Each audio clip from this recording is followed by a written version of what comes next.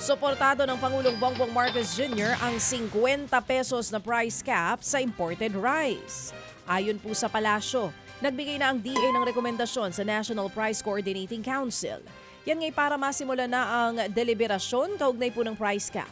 Iminungkahi ng DA na magpataw po ng price cap nang mapansin ang hindi resonableng pagtaas ng presyo ng imported na bigas. May mga tindero daw kasing nagbebenta ng imported na bigas ng 55 hanggang 58 pesos kada kilo.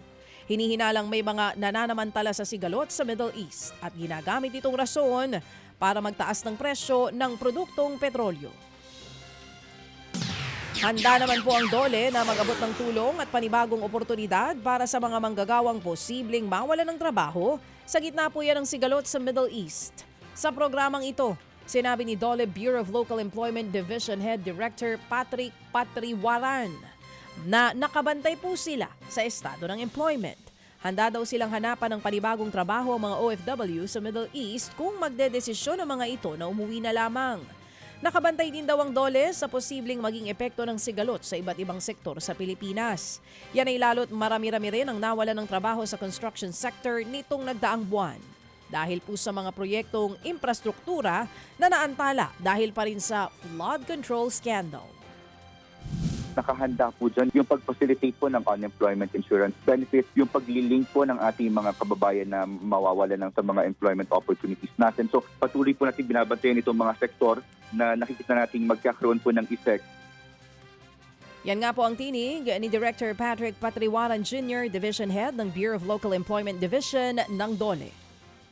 Samantala, gusto naman po ng Philippine National Police o PNP na paimbestigahan ang pagsasara ng nasa 400 gasolinahan sa bansa.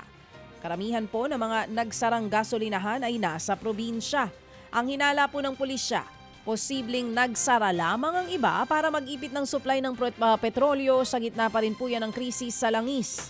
Kasangga daw ng PNP ang Energy Department sa pagbabantay kontra hoarding. Naghahanda na rin daw ang pulisya sa worst case scenario. Kasama po ang posibleng looting o kaya pagnanakaw sa mga gasolinahan kung patuloy pong sisirit ang presyo ng produktong petrolyo.